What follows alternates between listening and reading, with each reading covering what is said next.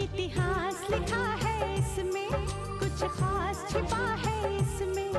इतिहास लिखा है इसमें, कुछ खास छिपा है इसमें। मर्यादा है, कोई वादा है, विश्वास रखा है इसमें। सात फेरों से मिला ये तो उपहार है, मेरा श्रृंगार है, मेरा श्रृंगार है, मेरा श्रृंगार है, मेरा श्रृंगार है। मंगलसूत्र, मंगलसूत्र, मंगलसूत्र, मंगलसूत्र, मंगलसूत्र, मंगलसूत्र,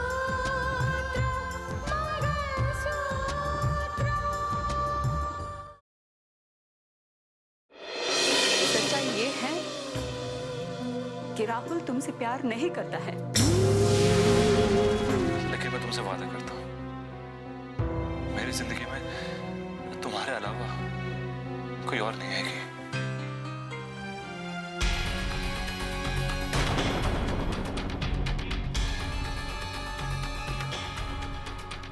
आपके लिए ऐसी बहू लाऊंगा जो आपको हरदम खुश रखे। वही तो जानना चाहती हूँ बेटा, मेरा इंतजार कब खत्म होगा? बस मेरे वापस आने तक। वापस आके सबसे पहला काम मैं यही करूंगा कि मैं आपको आपकी बहू से मिलूंगा। हाँ, वाह भांजे वाह। दीदी के लिए बहू पसंद भी कर ली और किसी को कानो कान खबर भी नहीं होने दी। मियां बड़े छुपे रुस्तम हो तुम। अरे नहीं मामा, ऐसी कोई बात नहीं है। पसंद तो आप लोग ही करेंगे।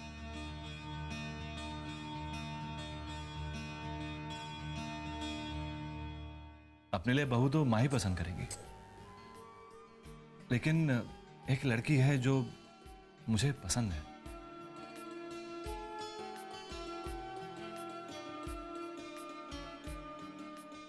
और मुझे पूरा यकीन है कि माँ को भी वो बहुत पसंद आएगी।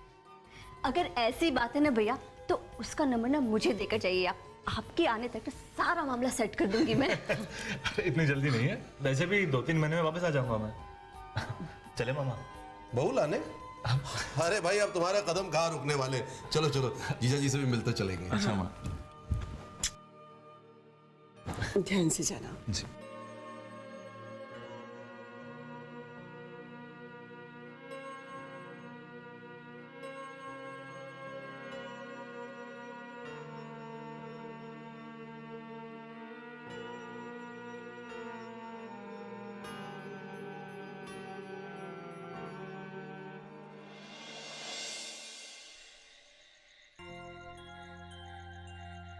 अरे श्रीधर, जयराम जी की शिवराम भैया। राम राम राम। अरे बैठो बैठो बैठो बैठो श्रीधर।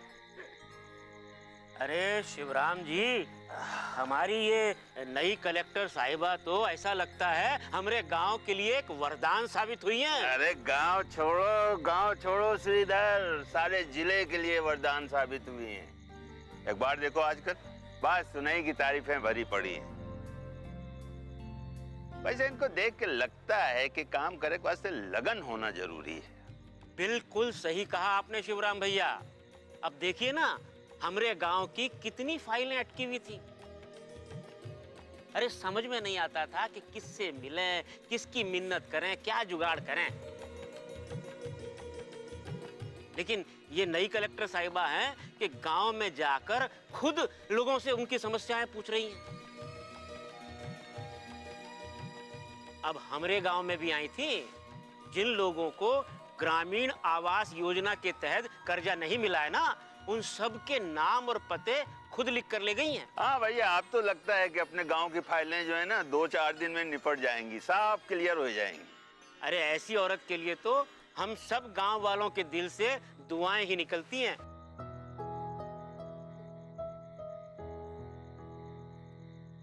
ईश्वर उन्हें हर तरह की खुशी दे।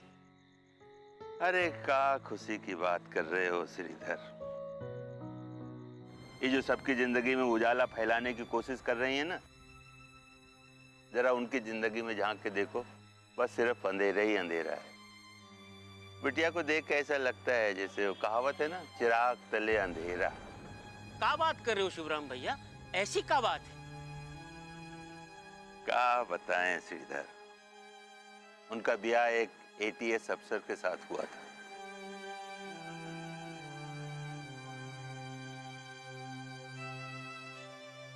न जाने क्या हुआ, कैसे हुआ, पल भर में रितिका बिटिया की सारी खुशियां बिखर गई। उनके पति को फांसी की सजा हो गई। क्या? हाँ, वैसे कानून का सहारा लेके उसे बचाया जा सकता था शायद,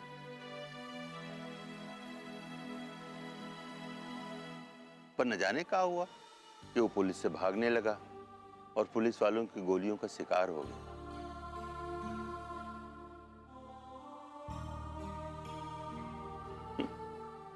वो तो चला गया, लेकिन रितिका बिटिया की जिंदगी में अंधेरा ही अंधेरा भर गया।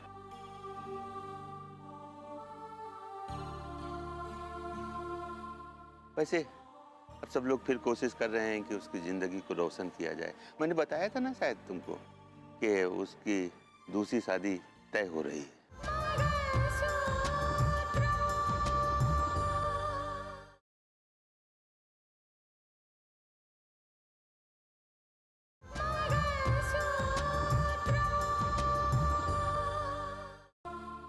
वैसे अब सब लोग फिर कोशिश कर रहे हैं कि उसकी जिंदगी को रोशन किया जाए। मैंने बताया था ना शायद तुमको कि उसकी दूसरी शादी तय हो रही है। भाई ये तो बड़ी ही खुशी की बात है।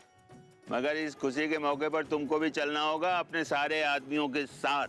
अरे ना ना शिवराम भैया, हम कैसे चल सकते हैं? आपको तो पता है ना कि हमारे घर में वो बीमार आदमी है। अब अंजना अकेले उसकी देखभाल कैसे करेगी? और वैसे भी उसकी तो याददाश्त भी चली गई है। हमको पता है, इसीलिए तो और कह रहा हूँ। मैंने असल में जज साहब से इस बारे में बात किया था, जिक्र किया था इस बात का। तो कहने लगे कि अगर ढंग से इलाज कराया जाए उसका तो हो सकता है अच्छा हो जाए।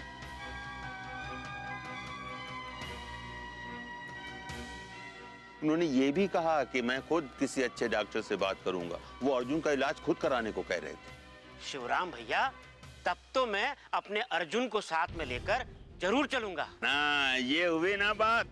चलो फिर अपनी पूरी मंडली के साथ तैयारी कर लो। शादी तो हम बहुत धूमधाम से करना चाहते हैं, लेकिन क्या? लेकिन इस शादी में हमारी सारी चाहतें पूरी नहीं हो सकती। हमें इस बात का तो ख्याल रखना ही पड़ेगा ना कि रितिका आखिर है तो एक विधवा ही। ये क्या कह रही हो तुम?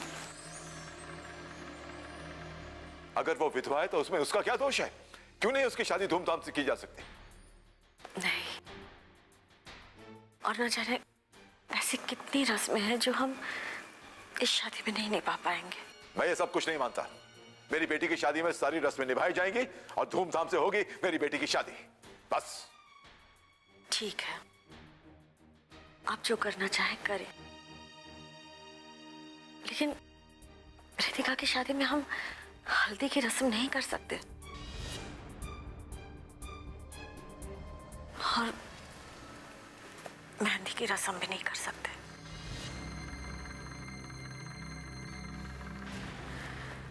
क्योंकि ये सारी रस्में विधवा विवाह में नहीं होती।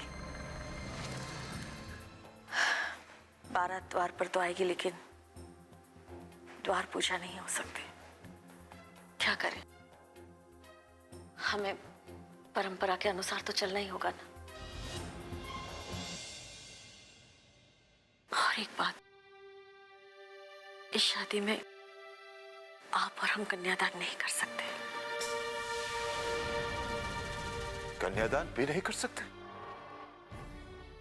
एक बाप अपनी बेटी का कन्यादान नहीं कर सकता? ये कैसी परंपरा है? अरे कैसे होगी उसकी शादी? कन्यादान चाहे जो भी करे, लेकिन हम नहीं कर सकते।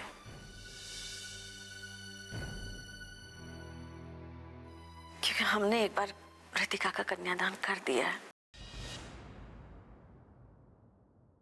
तो जो भी रस्में होंगी सिर्फ लड़के वालों की तरफ से होगी। ठीक है, निभाओ परंपरा। फिर भी शारदा, रितिका से पूछ लेना चाहिए कि वो क्या चाहती है। ठीक है, मैं उससे बात कर लूंगी। अरे आगे बेटी। गांव के दौरे पे गई थी। हाँ पापा, बाढ़ग्रस्त क्षेत्रों का दौरा किया और बहुत सारे और गांवों का भी दौरा किया। गांव के लोगों को मिली और उनकी परेशानी भी जानी। पता है पापा, हमारे सिस्टम को सुधारने की बहुत जरूरत है, पर न जाने इन सब कामों में कितना वक्त लग जाएगा। वो सुधार तो तुम कर ही लोगे, लेकिन अपनी शादी के बारे में भी सोचा है?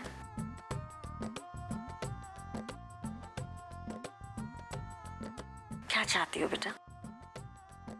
कैसी होनी चाहिए तुम्हारी शादी?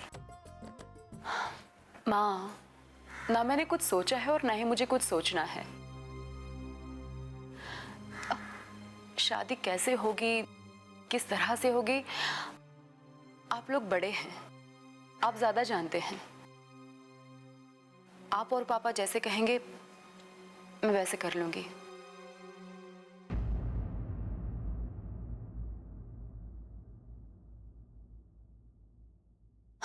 माँ, मैं बहुत थक गई हूँ, जाके फ्रेश हो जाऊं?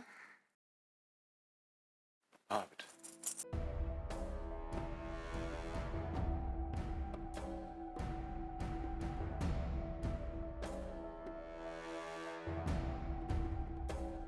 शारदा, समाज सिस्टम को ही सुधार की जरूरत नहीं है। हमारी कुछ परंपराएं भी हैं जिन्हें भी सुधार की जरूरत है।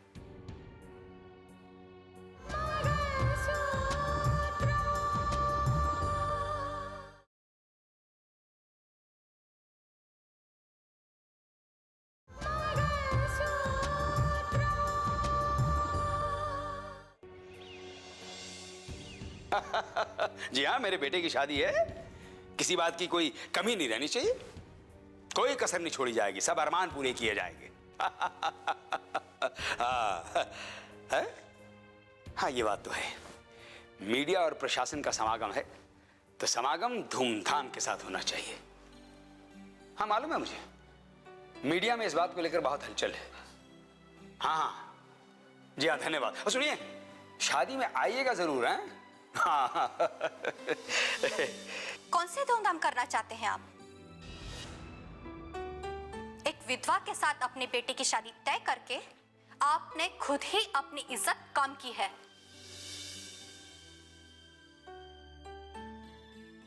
और लोगों में हलचल इस बात की नहीं है कि मानस की शादी एक कलेक्टर के साथ हो रही है, बल्कि हलचल इस बात की है कि उसके ओहदे को देखकर आपने एक विधवा को अपने घर की बहू बनाना कबूल किया है। अरे ये अपना अपना नजरिया है सुजाता, और तुम्हारा नजरिया शायद कभी नहीं बदलेगा। एक बात याद रखना तुम, अगर कभी कोई मुश्किल खड़ी होगी तो सिर्फ तुम्हारी वजह से। लेकिन आज जो मुश्किल खड़ी हुई है वो आपकी वजह से।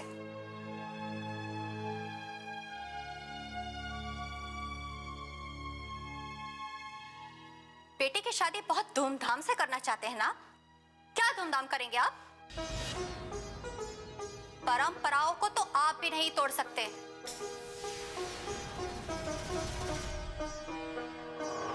एक विधवा को अपने घर की बहू बना रहे हो और धूमधाम की बात कर रहे हो? माँ प्लीज, अब तो इस बात को खत्म कीजिए। विधवा होना कोई अभिशाप नहीं है। हो सकता है ये एक वरदान हो, लेकिन मैं इन्हें ये समझाना चाहती हूँ कि वो है तो एक विधवा ही ना। और एक विधवा विवाह में तौर तरीके अलग होते हैं। ये परंपरा है, क्योंकि वो एक बार पहले ही दुल्हन बन चुकी है।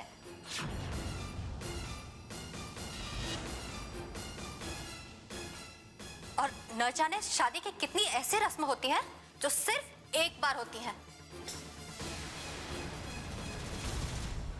पहले पंडित जी से पूछ लीजिए, उसके बाद फैसला कीजिए कि शादी कैसे होगी, क्योंकि आपके फैसले ले लेने से सब कुछ नहीं हो जाता।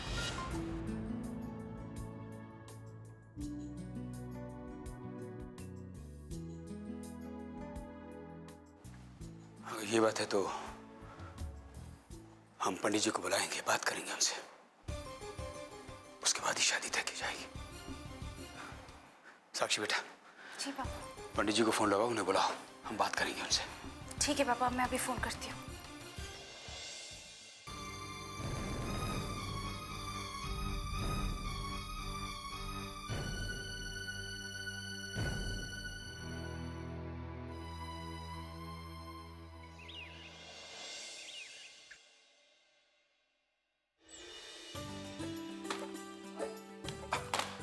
अरे शिवराम जी, आप भी कमाल करते हो। बिना बताए गांव चलेगा, मैं तो खाने पे आपका इंतजार कर रहा था। अब ये लोगों का इंतजाम करना था, कल की तैयारी है ना सारा। आइए बैठिए। उधर रखो, आओ बैठिए। धन्यवाद। ये श्रीधर हैं। हाँ श्रीधर जी, जिनका जिक्र आपने किया था, जो शहनाई। नमस्कार जज साहब, नमस्कार। भैया आपने हमें अपने घर बुलाकर सम्मानित किया, बेहद प्रसन्नता हुई हमें। सच बताएं, अब तो हमने शहनाई बजाना लगभग छोड़ दिया है। हमारे शिष्य हैं, वही सब कुछ संभालते हैं। कोई बात नहीं। क्या लेंगे आप लोग? अरे अरे नहीं जज साहब, परेशान मत होइए, आपसे मुलाकात हो गई, यही हमारे लिए बहुत बड़ी बात है। अरे नहीं, कैसी बातें कर रहे हैं, इतना लंबा सफर करके आए हैं, चाय वाय तो बनती। अरे शारदा, नहीं रहने दीजिए। अरे क्या कमाल। शारदा भाई, कोई चाय वाय भेजो। शिवराम जी बता रहे थे कि आपके घर में ऐसा कोई है जो काफी लंबे अरसे से बीमार है। जी बिल्कुल सही सुना है आपने। कौन है वो दरअसल दूर का रिश्तेदार है हमारा। अच्छा। उसके साथ एक बहुत बड़ा हादसा हो गया था, जिसमें उसकी याददाश्त चली गई।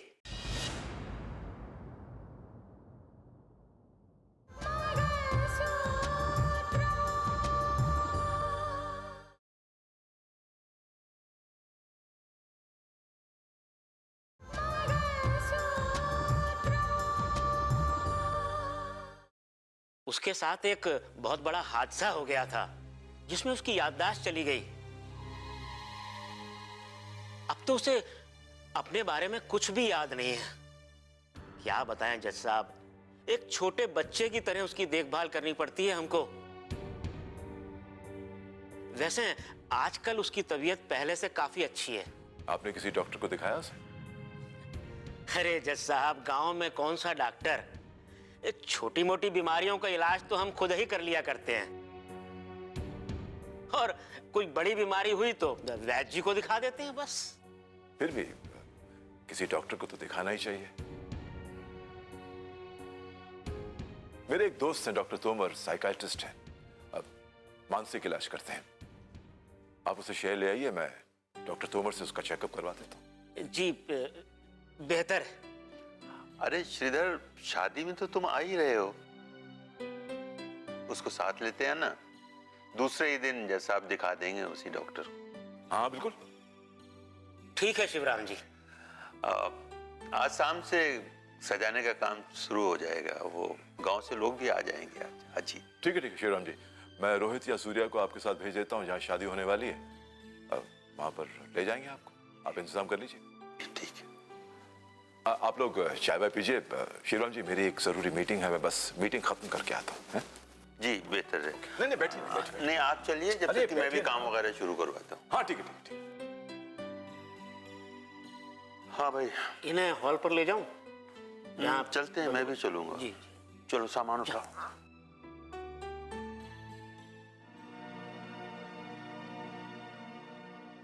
मानस, मैं कल बाढ़ प्रभावित क्षेत्रों का दौरा करने के लिए गई थी। प्रकृति भी क्या खेल खेलती है ना। अब देखो ना, कई कई गांव में तो बारिश और बाढ़ टूटने की वजह से गांव डूबने की कगार पे है, और उसके कुछ ही किलोमीटर की दूरी पर बारिश का नामो निशान तक नहीं है। एक बूंद बारिश नहीं है। कमाल है। यही तो प्रकृति है। लेकिन मानस, मैंने उन लोगों को सारी सुविधाएं मुहैया कराई है और बांध को बनाने का काम भी चल रहा है। मुझे पता है रितिका, मुझे पता है। तुम बताओ कि मयूरी वाले केस का क्या हुआ? उस केस की तो इंक्वायरी होगी ना मानस, और जब इंक्वायरी होगी तो मयूरी को सच्चाई उगलनी ही पड़ेगी। यही तो मैं कहना चाहता हूं। गुलशन शाह ये जानता है कि मयूरी की वजह से यह केस खुल सकता है। मुझे डर है वो मयूरी को गायब करने की या रास्ते से हटाने की कोशिश ना करे। हाँ मानस, मुझे भी इस बात का अंदेशा है, और इसीलिए मैंने मयूरी को पुलिस प्रोटेक्शन दिया है। जब तक ये इंक्वायरी खत्म नहीं होती तब तक मयूरी कहीं बाहर नहीं जा सकती, ना कोई उसे मिल सकता है। मैं भी यही कहना चाहता था।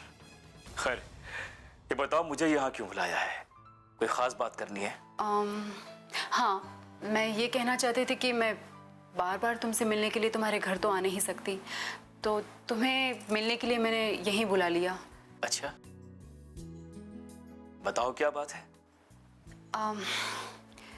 मैं साक्षी के बारे में बात करना चाहती हूँ।